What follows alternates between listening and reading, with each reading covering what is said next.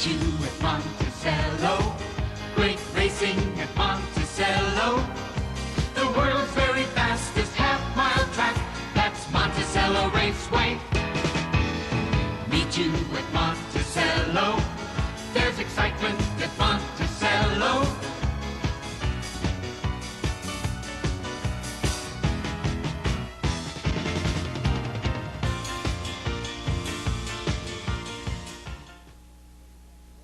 Good evening once again. I'm Gary Sussman and welcome to another version of the Inside Track. Early in the Inside Track season, I went into the field to take you behind the scenes at Monticello Raceway and give you an inside look at some of the different aspects of harness racing. Well, on tonight's Inside Track and for the next several weeks to come, we're going to replay some of those educational essays for you. Tonight, we have from the starting car with the Desimones, Joe and Joe Jr., and we'll show you exactly what takes place as the horses line up to begin a race at Monticello Raceway and at other harness tracks around the country. The professor, Mr. John Manzi, will be on to look at the $2 million Woodrow Wilson Pace and the $250,000 Houghton Memorial, both races from the Meadowlands. And of course, we'll take a look at past and upcoming promotions and trivia. But first, let's take a look back and see who did what on the Week in Review.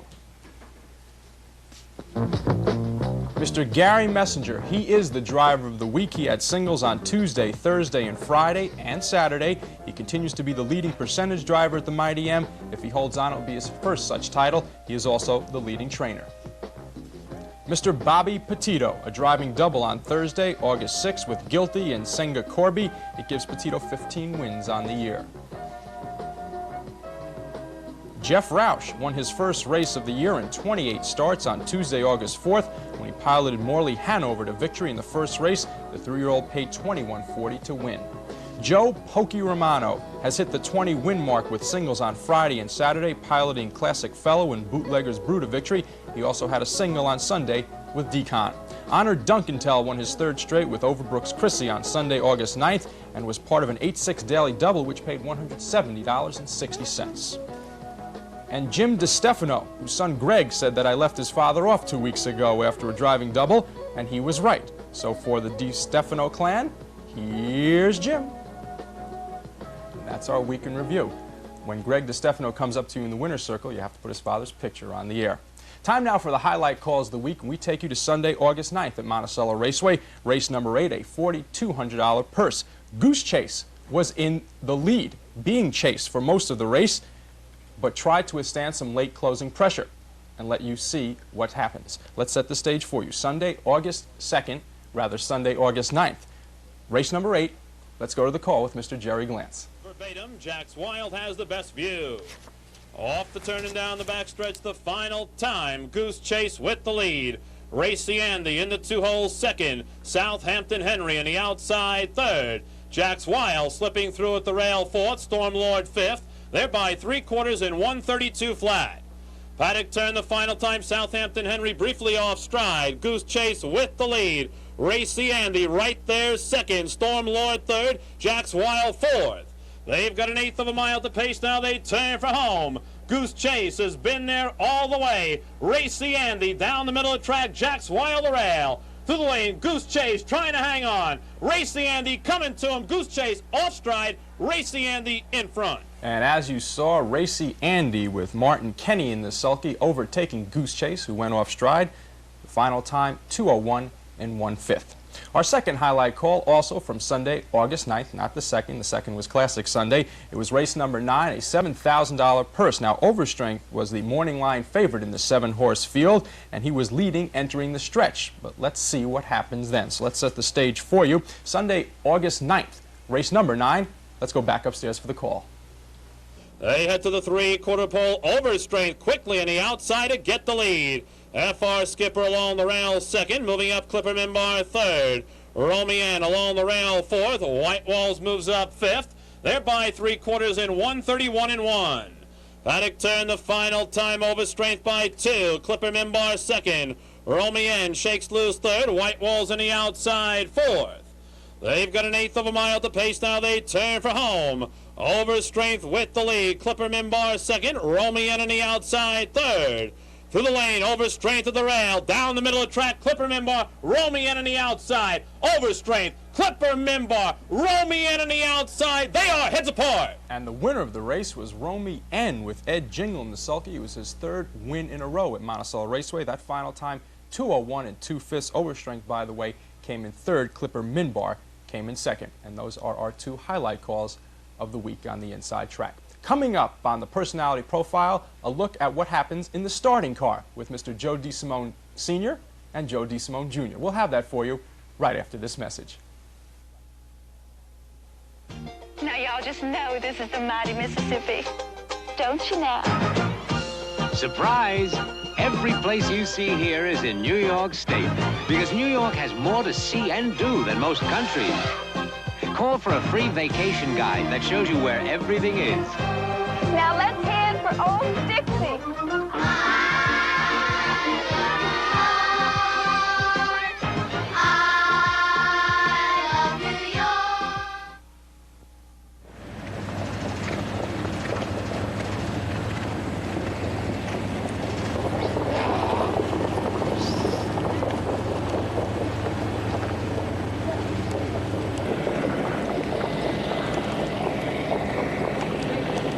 Several years ago, there was a trivia question going around: who played for the Yankees, the Rangers, the Knicks, and the Mets? And the answer was Jane Jarvis. Well, I have a trivia question for you. Who is in every race at Monticello Raceway? And it is not any driver or trainer, but it is the starter, and the man who drives the starter's car. And I introduce to you now Mr. Joe Desimone on my extreme right, and Joe D. Jr. in the center. Joe is the starter of Monticello Raceway. Good morning, gentlemen. Good morning, Gary. Good morning. Joe, as the starter, what exactly is your job? You are the man that is in the starting car, which we're going to explain in a couple minutes. What exactly is your job? Well, call the horses and get them all in formation and try to get them all the way without no problems. And that's the reason for the starting gate, to bring the horses in line so that they get to the starting line all in an order. Right. That's right. What are some of the more unusual things you've seen as a starter? Horses having problems, so on and so forth. Got bad acting horses. Some of them you have to help them along, keep them on the gate. You got to sometimes just work it with them. A driver come up and tell you he has a problem behind the gate with a horse, so you just have to do the best you can. Try to get them away without no problems. Now, if the horses do not go on gate, then there's a recall. There's a recall at the recall pole. Then we start all over again and we try the best. Very seldom we have too much problem. We manage to get them away pretty good. Now, your arm is leaning on the gates. Can you just briefly explain how this car is laid out? Well, we have two wings. We have right and left, and we have two handles inside the car, and that's how we control the wings. And I have a gas pedal on the dashboard where I control the gas also. Now, what about the lights? Do they signify anything? Recall lights, red lights are all the recall lights. Blue lights is when I call the horses in to come behind the gate. Now, when you're calling the horses to, the drivers are responding to, do the horses respond to anything on the car? Oh, no, as soon as you turn the horses, when you call them horses start coming. Now, explain exactly what happens from when you take the car out of the paddock to when the announcer, Jerry Glantz, calls the field is in the hands of the starter. What's exactly the procession? Well, you pick up the horses and you start taking them away and you start increasing your speed, and as soon as you see they all look pretty comfortable, you just keep on increasing your speed until you get around to the wire. Okay, Joe, why don't you come a little closer here? You are the driver of the car. How fast does the car actually go, and when do you start increasing your speed? It's an average of 28 to 30 miles an hour. And usually when you get to past the recall pole, the speed increases more, you know, to the, like, say 28 or 30. Because in the turn, you can only go, like, you know, not too fast because of the way it's crowned and everything. Have you ever had an instance where the gas pedal stuck or you took off too soon, anything like that? No, lucky enough, no.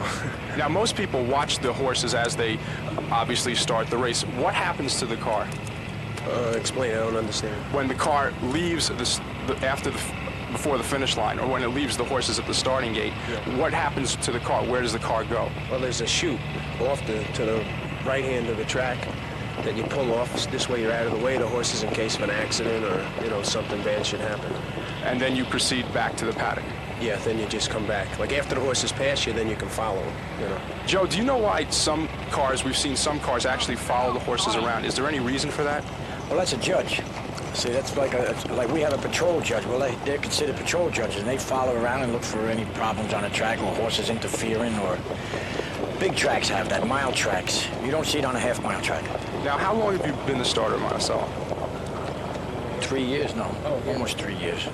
Anything that sticks out in your mind as some unusual races that you've had to start? Do you get more excited before some of the big races like the Classic than the average Monday or Tuesday night race? Not really. I mean, of course, it's a nicer race, you know, nicer horses, and they're all pretty well about the same, so you have no problem with them. But a race is a race, really. Do you feel a little anonymous, that no one really knows who you are? Not really. One of the things we're going to do now is we're going to go into the car, and we're going to put the camera and myself into the car and let you see as the car leads the horses to the starting line. And we're on a beautiful morning here at Monticello, qualifying races. Joe, briefly explain exactly what the qualifiers are. Well, these are horses that are going to have to qualify before they race. And they have to hit a certain time in order to be eligible. 2:10 is paces. For paces, it's 2:10. For trotters, it's 2:12. They got to get the qualifying time, and they also got to be on the gate when we cross that wire. If they're off that gate any kind of a length, 3/4 or a half a length, they will not qualify. Okay, and that's where... Even though they go to time. Okay, and that's where we are now. Qualifying morning at Monticello Raceway. We have these every Tuesday and Friday morning. So let's go into the car and let you see exactly what happens as the car goes to the starting line.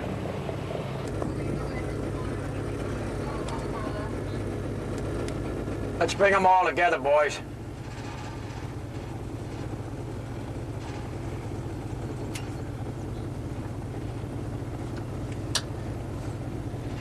Okay, Joey. We just went outside. Colin hammers the hell.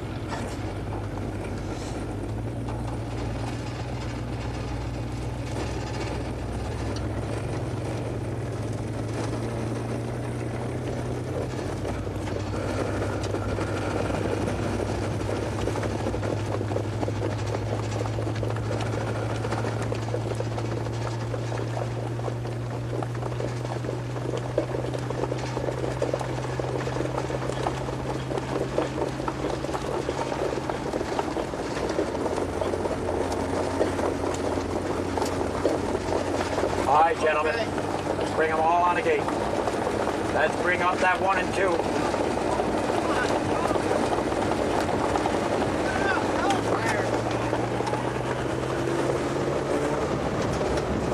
Who's on, Robin Zach?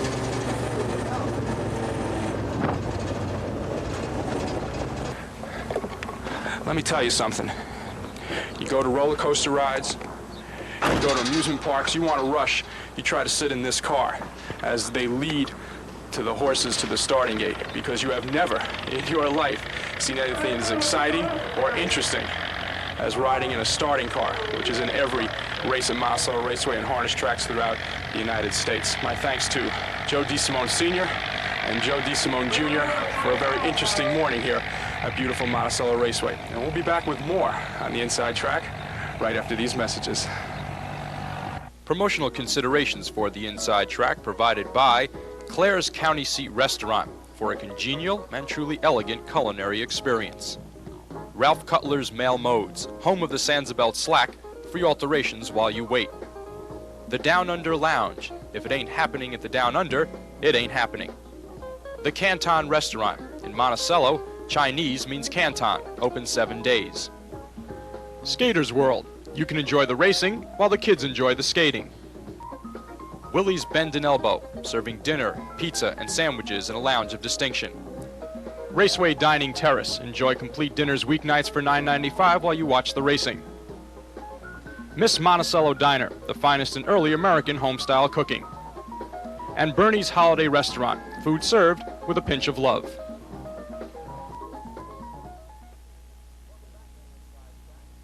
Welcome back to the Inside Track. Time now for the Professor segment with Mr. John Manzi, who, in honor of the ending of the baseball strike, once again wearing his Lindsey Nelson look-alike jacket. How about this one, huh? And you can also now apply for any job at Purina Dog Chow. Maybe I could play for the Nets and the Rangers. This is quite an interesting jacket. I don't want to go... You know where this is the truth? I got this from Carlos Restaurant. It was a tablecloth there. I believe it. Good to be here, though, Sus. Thanks for welcoming me. Okay. We're going to go up the road to take a look at one of the most expensive and one of the richest races, probably the richest race in harness racing, that being the $2 million Woodrow Wilson Pace. You, besides analyzing the race, were at the race to view it firsthand. That's true, Suss, but this is going to be the first time I see it. As you know, the Meadowlands is a mile track, and the speaking system in the dining room is not that good. You couldn't hear it, and you couldn't see it. So this is going to be the... I was actually there, but this is when I'm going to get the close-up view of the race. I think the actual purse was about a little over $1.7 million. It was $1.76 million, and the winner got $888,000. When did these large purses first come into being, and what has it done to the sport of harness racing? Well, it's sure helped the breeders, Gary. Since the Meadowlands complex was built in 1976, the purses in the metropolitan area and in harness racing have just gotten outrageous. And as I was telling you on our trip up here to lovely Kingston this morning, that 6 of the 10 leading money-winning horses, race horses in the world today are standard-bred horses, basically because of the big purses at the Meadowlands. What about this race in particular? How did you look at this race before it went off? Well, this was a race that had a lot of possibilities. Looked like it was going to be a great race. In reality, I was kind of disappointed. No Nukes, who was the morning line favorite, an oil burner colt, had 2 recalls. In fact, they had to scratch the horse from the betting. And he did go a 3rd time, and they let him race, and he was scratched from the betting, and he had another break behind the gate again. And so that somewhat marred the race. But it was a greatly contested race, as we'll see, and Billy Houghton and Mackenzie Almahurst hung on in a tough stretch duel. Great finish to this race. Oh, it was. Great finish to this race. So let's let the people take a look then. Let's set the stage for you. Monday, August 3rd, race number 6. Let's go to the Meadowlands for the Woodrow Wilson pace, and for the call, Mr. Ed Gorman. A good one, too, by Ed. We come to the start. There they go for the lead. That's Elitist. Being joined by Lon Todd Hanover. Up on the outside is Apollo's Way. Quickly through along the rail to join the leaders is Warren Hanover. Those 4 tightly bunched on the front end. Temujin stays tucked in along the rail, side by side with Solid Fuel in 4th and 5th. Apollo's Way joins with Paulsboro. 2-3 back to Mackenzie Almahurst. Then it's Force Major. Down on the rail is Technical Foul, next Ideal Society, followed by Icarus Lobel, and last is No Nukes. By the quarter and 29. Swing down the back stretch. Up top, that's Lon Todd Hanover by just a length. The Elitist now comes alongside strongly and is going to go right up to join the leader. Staying with cover is Warren Hanover, 3rd along the rail. Then it's Solid Fuel, 4th. Here comes Mackenzie, wheeling 3 wide with a rush. Billy Houghton's got him rushing up to go for the leaders.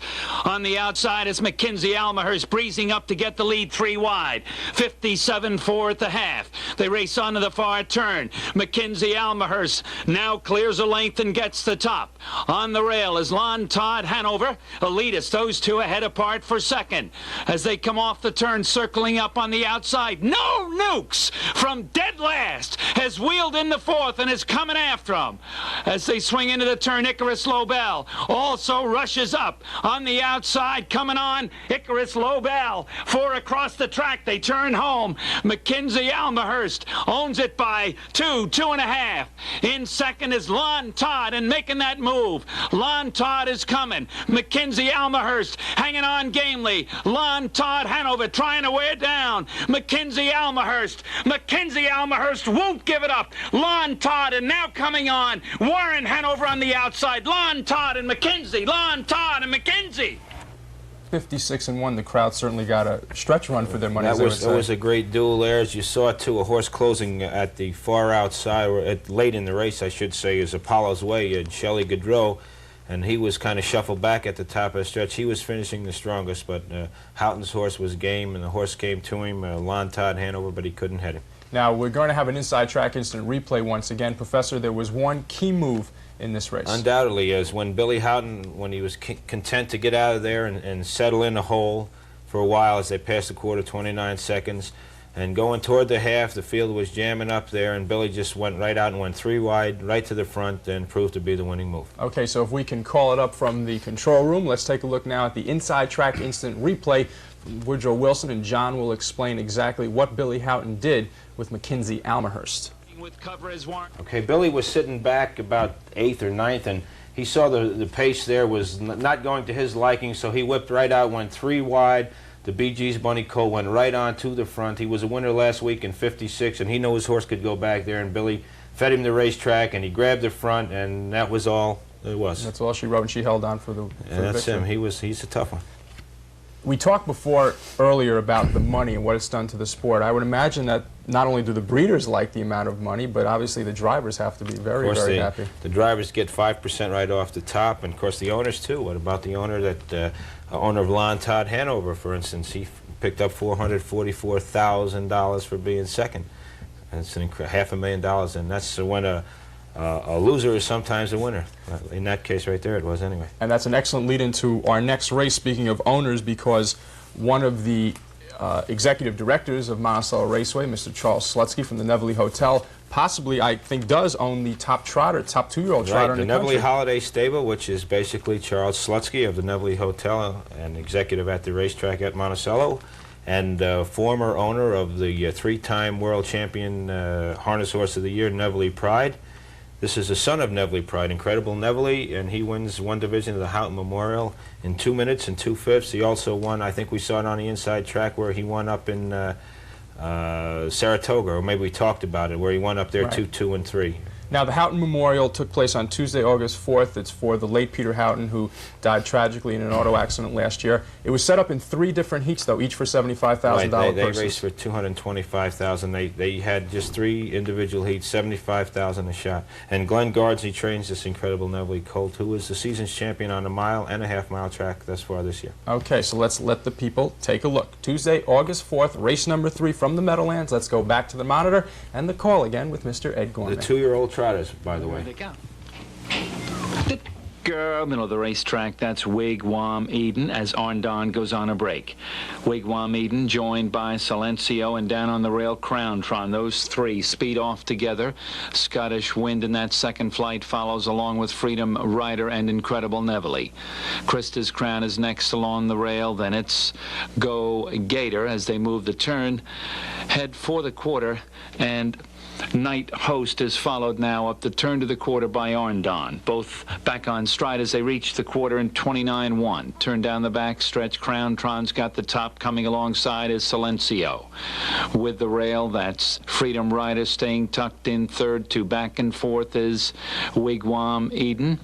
Another 2.5. That's Incredible Nevele gaining ground, followed by Go Gator. Then it's Krista's Crown as they move for the half mile. Up top was Silencio, but going right up is Freedom Rider to challenge and take that lead. And then on the move, it's Wigwam Eden. 59-2, they trot the half, move on to the far turn. Freedom Rider in front by 2. Wigwam Eden moving together with Silencio in second. Gaining ground is Incredible Nevele from 4th. Then it's Crown Tron another 2-3 lengths back in 5th. To the inside is Go Gator moving strongly in 6th along the rail. Then it's Krista's Crown. Field tightens up on the front end. They come for the 3/4. On the rail and hanging game now is Freedom Rider. Circling up is Incredible Nevele with a very strong brush to go right to the lead. Incredible Nevele circles from the outside to gain the top. 130 and 4 for 3/4, and they're in the lane. Incredible Nevele's there by 2, and here comes Crown Tron. And Freedom Rider trying to come back onto the inside. Incredible Nevele leads the way home by 2. On the outside is Crown Tron trying to close in on the leader, but it's Incredible Nevele in front. Professor, Incredible Nevele, 2 minutes and 2/5, and we must say that that was one of the most laid-back calls by Ed Gorman that I ever heard. I can't believe that Ed Gorman call there. I mean, this was a $75,000 race. He was like narrating a poem there, I guess. But getting back to Incredible Nevele, and he is incredible, and this 2 minutes and 2/5, this is quite early yet in the season for 2-year-old trotters. They're shooting for the world mark with him, 157. One of our questions, Briscoe Hanover holds that, and this colt will approach that, and he may even break it. Incredible Nevele, a good one. So hopefully we'll see more of Incredible Nevele. We will be here, and maybe the Hambo next year, too. Okay. We'll get a chance to go down there. Coming up on the Inside Track, we'll take a look at trivia, past and upcoming promotions. We'll have that for you right after this commercial message. It's quite a good horse. Yeah, it's a nice one. Promotional considerations for the Inside Track provided by Carlos's Restaurant, the best Italian food in Sullivan County. Lefty's Charbroil, the better burger place. Kessler Brothers Butchers, Kessler's label enhances your table. The Bagel Bakery, famous for bagel treats and sandwiches, open 7 days. House of Lions, fine dining in a country inn atmosphere. Dunkin' Donuts, it's worth the trip, open 24 hours.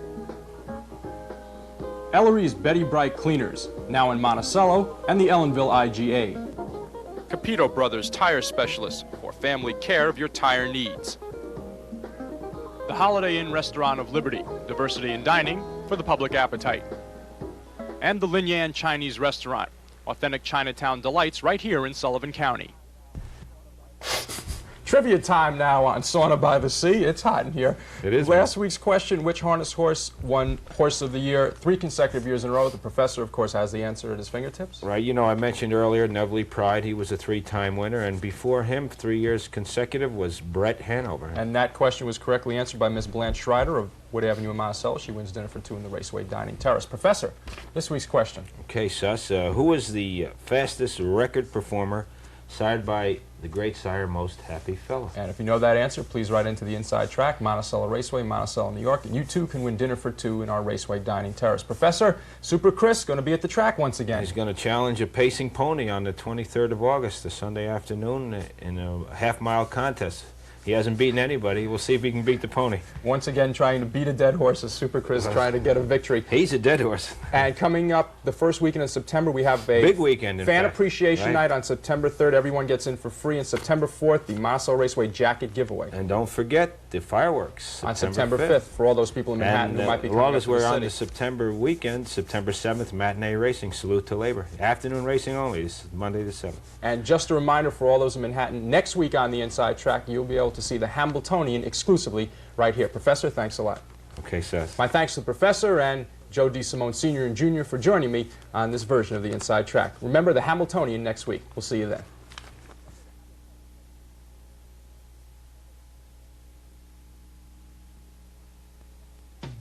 Meet you at Monticello. Great racing at Monticello. The world's very fastest half-mile track. That's Monticello Raceway.